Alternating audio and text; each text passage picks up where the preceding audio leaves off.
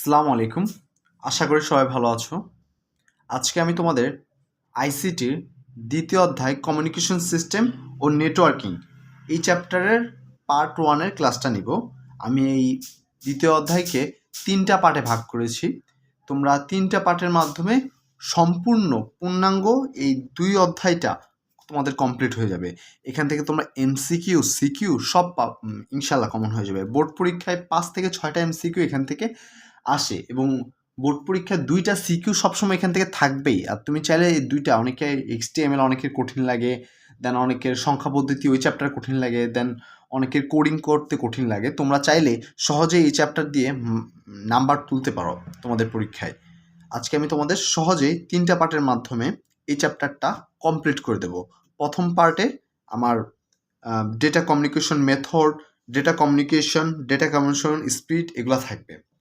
চলো কথা না বলে সামনে ক্লাসে দিয়ে এগিয়ে যাই। প্রথমেই হচ্ছে ডেটা কমিউনিকেশন। কোনো ডেটাকে এক স্থান থেকে অন্য স্থানে বা এক কম্পিউটার থেকে অন্য কম্পিউটারে স্থানান্তরের যে প্রক্রিয়াটা এটাকে বলে ডেটা কমিউনিকেশন। ডেটা কমিউনিকেশন উপাদান কয়টা? 5টা। উৎস, প্রেরক, মাধ্যম, প্রাপক, গন্তব্য। শেষ। এখানে এটা এত বড় ইম্পর্টেন্ট কিছু না, এটা এমনিই পড়বা। এরপর আরেকটা মোস্ট ইম্পর্টেন্ট, এখান থেকে এমসিকিউ আসে বেশি। আমি তোমাদের বলে দিচ্ছি, এখান থেকে এমসিকিউ পাবা তোমরা পরীক্ষায়। ডেটা ট্রান্সমিশন স্পিড কি? এক কম্পিউটার থেকে অন্য কম্পিউটার বা এক স্থান থেকে অন্য স্থানের ডেটা স্থানান্তর হওয়ার হারকে ডেটা ট্রান্সমিশন বলে। এই ডেটা ট্রান্সমিশনে এটা কিন্তু ক নাম্বারে আসে, বুঝছো? এটা কিন্তু ক নাম্বারের জন্য ইম্পর্টেন্ট তোমাদের।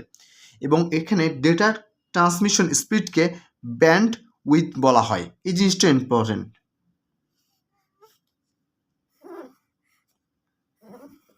এটা তোমরা কতে পাবা। আর এর একক হচ্ছে bit per second. Data transmission speed এর উপর ভিত্তি করে ডেটা কমিউনিকেশনকে মোট 3টি ভাগে ভাগ করে। একটি হচ্ছে ন্যারো ব্যান্ড, আরেকটা হচ্ছে ভয়েস ব্যান্ড, আরেকটা হলো ব্রডব্যান্ড। এখান থেকে কি পড়বা? এখান থেকে শুধু এমসিকিউ আসবে।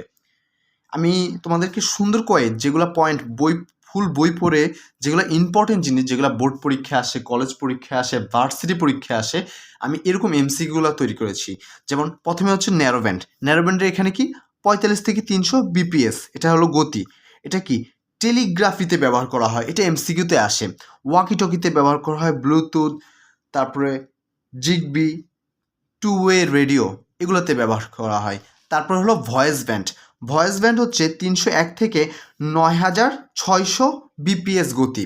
এখানে টেলিফোনে এটি বেশিরভাগ ব্যবহার করা হয়, কম্পিউটার থেকে প্রিন্টারে ব্যবহার করা হয়, কার্ড রিডার থেকে কম্পিউটারে ব্যবহার করা হয়। এগুলো কিন্তু only MCQ, not for CQ. অনেক সময় ক নাম্বার বা খ নাম্বারে আসলেও আসতে পারে।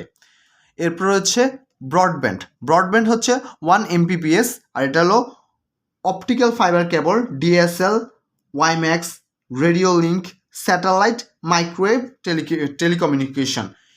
এগুলো শুধু এমসিকিউদের জন্য, আর কোনো এক্সট্রা পড়া লাগবে না। তোমরা শুধু এতটুকু ইনফরমেশন পড়ে রাখো, দেখবা কি ইনশাল্লাহ এমসিকিউতে পাবা। বিশেষ করে গতিটা কত বিপিএস, ভয়েস ব্যান্ড কোনটা, ন্যারো ব্যান্ড কোনটা, এগুলো এমসিকিউতে আসে। তোমরা বিগত বছর যদি কোশ্চেনগুলো অ্যানালাইসিস করো তাহলে তোমরা বুঝতে পারবা যে হ্যাঁ এগুলো এসেছিল। এরপর data transmission method. Data transmission মেথডটা কি? বিভিন্ন পদ্ধতি ব্যবহার করে এক স্থান থেকে অন্য স্থানে ডেটা, সিগন্যাল, বিট স্থানান্তর করা হয়। ডেটা স্থানান্তরে এই সকল পদ্ধতিকে ডেটা ট্রান্সমিশন মেথড বলে। এটা কয় প্রকার? এটা প্রধানত 2 প্রকার। একটা হলো প্যারালাল বা সমান্তরাল, আর একটা হলো সিরিয়াল বা পর্যায়ক্রমিক। প্যারালাল বা সমান্তরালটা কি? এখানে এরকম করে প্যারালাল আকারে ডেটাগুলো ট্রান্সমিশন হবে এস থেকে আর। ধরো এস একটা, এটা এস হলো প্রাপক আর এটা হলো প্রেরক। এস থেকে আরে ডেটাগুলো কি সমান্তরাল বা প্যারালালে যাবে, আর এটা সিরিয়াল বাই সিরিয়াল যাবে। যেমন এই যে একটা সিরিয়াল বাই সিরিয়াল যাচ্ছে, দেখো। এই ডেটা ট্রান্সমিশন মুডকে কয় ভাগে ভাগ করলো? এই যে বললাম প্যারালাল, আর একটা কি সিরিয়াল। এ প্যারালাল এটা এভাবে যাবে, আর সিরিয়াল এভাবে যাবে, সিরিয়াল ভাবে যাবে, আর এটা প্যারালাল ভাবে যাবে। আর সিরিয়ালকে আবার দুই ভাগে ভাগ করা হয়, সিঙ্ক্রোনাস, অ্যাসিঙ্ক্রোনাস, আইসোক্রোনাস।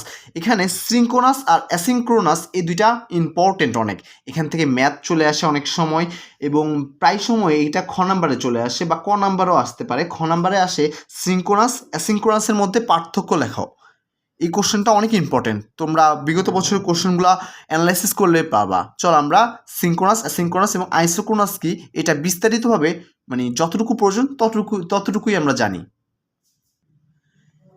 অ্যাসিঙ্ক্রোনাস প্রথমে শিখি আমরা, যে পদ্ধতিতে প্রেরক থেকে প্রাপকে কারেন্ট বাই কারেন্ট, এই কথাটা কিন্তু ইম্পর্টেন্ট, কারেন্ট বাই কারেন্ট, অর্থাৎ একটা একটা করে কারেন্টের ডেটা ট্রান্সমিশন করা হয় তাকে অ্যাসিঙ্ক্রোনাস বলা হয়। আরেকটা মোস্ট ইম্পর্টেন্ট জিনিস কি, এখানে ডেটা প্রেরণের সময় কারেন্ট এর শুরুতে ক্যারেক্টারের শুরুতে কি স্টার্ট বিট থাকে এবং শেষে একটি স্টপ বিট থাকে। এই জিনিসটা ইম্পর্টেন্ট। আরেকটা জিনিস ইম্পর্টেন্ট হলো এর দক্ষতা 72.72%। এই যেরকম প্রেরক থাকে, স্টার্ট বিট থাকে, স্টার্ট বিট স্টপ বিট মাঝখানে ভাবে যায় ডেটাটা। এই জিনিসটা অনেক ইম্পর্টেন্ট, এটা মনে রাখবা। এখানে কিছু সুবিধা আছে, কিছু অসুবিধা আছে, আমরা চলো সুবিধাগুলো প্রথমে জেনে নিই। যে কোনো সময় প্রেরক থেকে ডেটা ট্রান্সমিশন করতে পারে এবং প্রাপক তা গ্রহণ করতে পারে। এখানে মোস্ট ইম্পর্টেন্ট একটা জিনিস হলো, এখানে প্রাইমারি স্টোরেজ ডিভাইসের প্রয়োজন হয় না। এটা কি তোমরা পার্থক্য লিখতে পারবা। কম ডেটা ট্রান্সমিশন এর ক্ষেত্রে বেশি উপযোগী, এই জিনিসটা অনেক গুরুত্বপূর্ণ। তুলনামূলকভাবে ব্যয় খরচ কম, এগুলো হলো সুবিধা। এবং চলো অসুবিধাটা জেনে ফেলাই। ট্রান্সমিশন দক্ষতা কম, গতি কম, প্রতিটি ক্যারেক্টারে স্টার্ট বিট এবং স্টপ বিট পাঠাতে হয়, তাই একটু ঝামেলা। এটা ব্যবহার হয় কোথায় কোথায়, কম্পিউটার থেকে প্রিন্টার, কিবোর্ড থেকে কম্পিউটার, ভয়েস কল প্রেরণে। এবার চলো আমরা সিঙ্ক্রোনাস কি এটা জেনে নিই।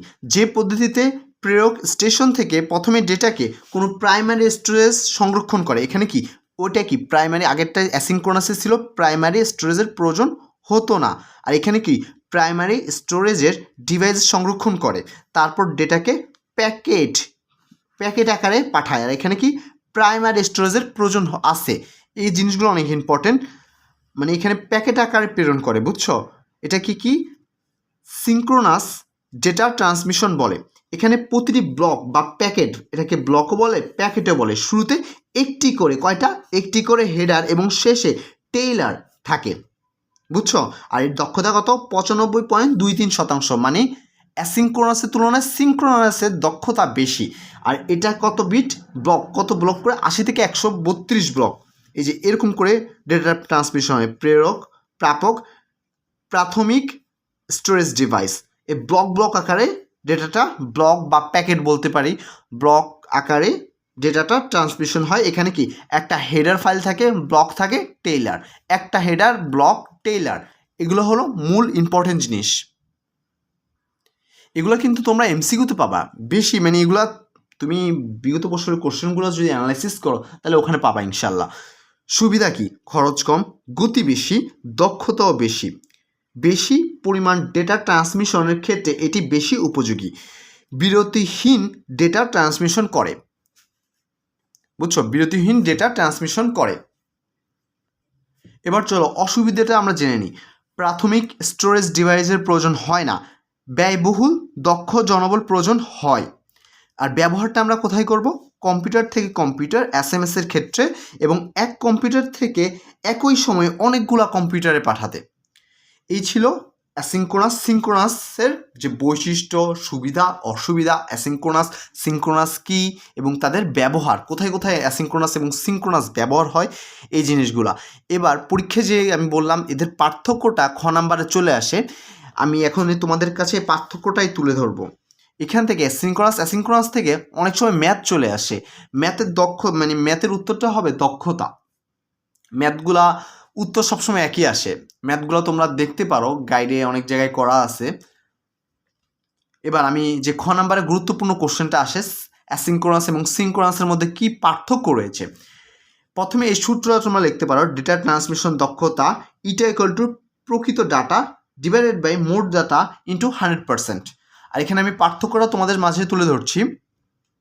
অ্যাসিঙ্ক্রোনাসে কি character by character data transmission হয়, আর সিঙ্ক্রোনাসে কি হয়, ব্লক আকারে ডেটা ট্রান্সমিশন হয়, যেখানে প্রতিটি ব্লকে থাকে কয়টা 80 থেকে 132টি ক্যারেক্টার থাকে, বুঝছো। আর অ্যাসিঙ্ক্রোনাসের ক্ষেত্রে আবার কি, প্রতিটি ক্যারেক্টারের শুরুতে একটি স্টার্ট বিট এবং শেষে 1 বা 2টা স্টপ বিট থাকে। আর এখানে কি হয়, প্রতিটি ব্লকের শুরুতে 2 বাইট হেডার এবং শেষে 2 বাইট টেলার থাকে। এখানে কি প্রাইমারি স্টোরেজের প্রয়োজন হয় না, আর এখানে কি প্রাইমারি স্টোরেজের প্রয়োজন হয়। এর 72.72 আর এর দক্ষতা হলো 95.23। অ্যাসিঙ্ক্রোনাসের ক্ষেত্রে ধীরগতি সম্পূর্ণ, আর সিঙ্ক্রোনাস কি দ্রুতগতি সম্পূর্ণ। অ্যাসিঙ্ক্রোনাস কি কম ডেটা ট্রান্সমিশনের ক্ষেত্রে বেশি উপযোগী, আর সিঙ্ক্রোনাস কি বেশি ডেটা ট্রান্সমিশনের ক্ষেত্রে বেশি উপযোগী। এটার উদাহরণ কি, কিবোর্ড থেকে মনিটর, আর এটা বা কিবোর্ড থেকে মনিটর বা কিবোর্ড থেকে প্রিন্টার, আর এটার উদাহরণ হলো কম্পিউটার থেকে কম্পিউটার। এখানে টোটাল 7টা পার্থক্য রয়েছে। তোমাদের পরীক্ষায় 7টা পার্থক্য জানা লাগবে না বা লেখাও লাগবে না, কারণ কি এই কোশ্চেনটা অনুধাবনমূলক কোশ্চেনে আসে, সেটার জন্য 2 মার্ক বরাদ্দ, এবং এর জন্য তুমি 3টা বৈশিষ্ট্য লিখতে পারো সর্বোচ্চ, বা 4টা বৈশিষ্ট্য লিখতে পারো। এক্ষেত্রে তোমরা প্রাইমারি স্টোরেজের প্রয়োজন হয় কি না, আর তারপর দক্ষতা কত, ধীরগতি সম্পূর্ণ, তারপর একটা উদাহরণ দিয়ে দিতে পারো, শেষ। এতটুকুই জানলে হবে, ইনশাল্লাহ এটা তোমরা পরীক্ষায় কমন পাবা এই কোশ্চেনটা। এরপরে কি আইসোক্রোনাস কি, আইসোক্রোনাস হচ্ছে সিঙ্ক্রোনাস এবং অ্যাসিঙ্ক্রোনাসের আপডেট ভার্সন, মানে এটা সিঙ্ক্রোনাসের আপডেট ভার্সন, যেখানে 2টি ব্লকের মধ্যবর্তী সময়ের পার্থক্যগত 0 ধরা হয়। এরপর আমরা চলে আসলাম ডেটা ট্রান্সমিশন মোড। এখান থেকে তোমরা এমসিকিউ পাবা ইনশাল্লাহ, আমি বলে দিতে পারতেছি। মানে কলেজ পরীক্ষা হোক, বোর্ড পরীক্ষা হোক, আর অ্যাডমিশনে হোক। অ্যাডমিশনের ক্ষেত্রে জাহাঙ্গীরনগর ভার্সিটি আইসিটি থেকে 8টা কোশ্চেন করে থাকে, মানে অনেক সময় চেঞ্জ হয়ই। এখানে উৎস থেকে গন্তব্য ডেটা ট্রান্সমিশনের ক্ষেত্রে ডেটা কোন দিক থেকে কোন দিকে যাচ্ছে, অর্থাৎ ডেটা প্রবাহের দিককে ডেটা ট্রান্সমিশন মোড বলে। এই ডেটা ট্রান্সমিশনের দিকের উপর ভিত্তি করে ডেটা ট্রান্সমিশন মোডকে 3 ভাগে ভাগ করা হয়। কয় ভাগে? 3 ভাগে ভাগ করা হয়। এটা একটা এমসিকিউ। সিমপ্লেক্স বা একমুখী, হাফ ডুপ্লেক্স বা অর্ধ দ্বিমুখী, আর ফুল ডুপ্লেক্স বা পূর্ণ দ্বিমুখী। এখান থেকে শুধু এমসিকিউ পড়বা, এখানে উদাহরণগুলো এমসিকিউ। যেমন সিমপ্লেক্স কি, কেবল এক দিকে ডেটা ট্রান্সমিশন পদ্ধতিকে সিমপ্লেক্স মোড বলে, যেমন রেডিও, গুরুত্বপূর্ণ এমসিকিউ। টিভি, কম্পিউটার থেকে প্রিন্টার, এখানে কি একদিক থেকে যায় আরেকদিকে প্রকাশ হয়। টিভিতে ওরা ওখান থেকে সম্প্রচার করে, আমরা এখান থেকে দেখি। রেডিওতে কি ওরা ওখান থেকে ছাড়ে, আমরা এখানে শুনি। টিভিতে কি ওরা যা আমাদের দেখাতে চায় আমরা তাই দেখি। এরপরে কি হাফ ডুপ্লেক্স, 2 দিকে প্রবাহিত হবে কিন্তু একই সময় নয়। এই জিনিসটা ইম্পর্টেন্ট, একই সময় নয়। যেমন ওয়াকি টকি, তোমরা দেখবা কোনো পুলিশ বা আর্মি যখন ওয়াকি টকিতে কথা বলে, তখন কথা বলা শেষে ওভার বলে। ওভার মানে সে তার কথা বলা সম্পূর্ণ, এবং অপর প্রান্তের ওনাকে কথা বলার পারমিশন দেয়। একই সময়ে 2 জন কথা বলতে পারে না। এই জন্য এটা কিসের উদাহরণ? এটা হলো হাফ ডুপ্লেক্সের উদাহরণ। এটা কিন্তু অনেক গুরুত্বপূর্ণ একটা এমসিকিউ। এরপর কি ফুল ডুপ্লেক্স, একই সময়, এটা কি একই সময় 2 দিকে প্রবাহিত হয়। এটা কি টেলিফোন, মোবাইল ফোন, ইন্টারনেট, আমরা ফোনে কথা যখন বলি 2 দিক থেকে একই সাথে একই সময় কথা বলতে পারি। এজন্য এটা কি একটা ফুল ডুপ্লেক্স। এখানে প্রেরক প্রাপক 2 জনকে একই সময় কথা বলবে। এরপর রয়েছে প্রাপকের সংখ্যার উপর ভিত্তি করে আবার একে 4 ভাগে ভাগ করা হয়। Unicast, broadcast, multicast, anycast. প্রথমে আমরা জানবো ইউনিকাস্ট কি। যে ট্রান্সমিশন ব্যবস্থায় একটি মাত্র প্রেরক থেকে শুধুমাত্র একটি মাত্র প্রাপকে ডেটা গ্রহণ করতে পারে তাকে ইউনিকাস্ট বলে। এটার উদাহরণ কি? পেজার সিস্টেম। এটা কি শুধু এমসিকিউ, এখান থেকে কোনো সিকিউ আসে না, এখানে শুধু এমসিকিউ। শুধু এই উদাহরণগুলো মনে রাখতে হবে, প্রেরক থেকে প্রাপকে শুধু এখানে যাবে। এরপর কি ব্রডকাস্টের ক্ষেত্রে কি, এই ট্রান্সমিশন ব্যবস্থায় নেটওয়ার্ক কোনো একটি নোড থেকে ডেটা প্রেরণ করলে তার নেটওয়ার্কের অধীনে সকল নোডই গ্রহণ করবে, অর্থাৎ প্রেরক থেকে প্রাপক। রেডিও, টিভি, এখানে রেডিও থেকে যখন কোনো, এটা ধরো রেডিও থেকে যখন কোনো কিছু ছাড়া হয় তখন বিও পাবে, সিও পাবে, ডিও পাবে, এখানে সবাই পাবে। চিঠির ক্ষেত্রেও জিনিসটা একই রকম, এজন্য এটা হলো ব্রডকাস্ট। এরপর চলে আসলাম মাল্টিকাস্ট। মাল্টিকাস্ট জিনিসটা কি? নেটওয়ার্কে কোনো একটি নোড থেকে ডেটা প্রেরণ করলে তা নেটওয়ার্কের অধীনস্থ সকল নোডই গ্রহণ করে না, শুধু নির্দিষ্ট গ্রুপের সদস্যই ডেটা গ্রহণ করতে পারে। যেমন প্রেরক থেকে প্রাপকে পাঠানো হচ্ছে, বিয়াস ডিকে পাঠানো হচ্ছে, কিন্তু সিকে পাঠানো হচ্ছে না। উদাহরণ কি? টেলিকনফারেন্সিং, ভিডিও কনফারেন্সিং আর বড ব্র্যান্ড কানেকশন এই উদাহরণগুলাই শুধু এমসিকিউতে আসবে, আর কোনো কিছুই না। এরপর কি? এনিকাস্ট কি? ইন্টারনেটের ডেটার ব্যাপক আধিক্যের চাহিদা অনুযায়ী সৃষ্টি হয়। যেমন প্রেরক থেকে প্রাপকে যাবে, এখানে কি? Cloud computing, browsing.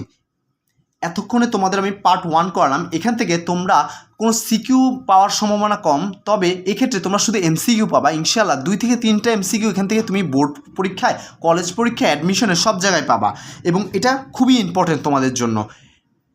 এখানে তোমরা এমসিকিউটা পাবা ইনশাআল্লাহ। আর এখান থেকে তোমরা কখনোর জন্য পেতে পারো, মানে জ্ঞান অনুধাবন কোশ্চেনও পেতে পারো। তোমরা আমার পরবর্তী ভিডিওগুলোয় মনোযোগ সহকারে দাও, তোমাদের আর কোনো প্রাইভেট পড়ানো লাগবে না।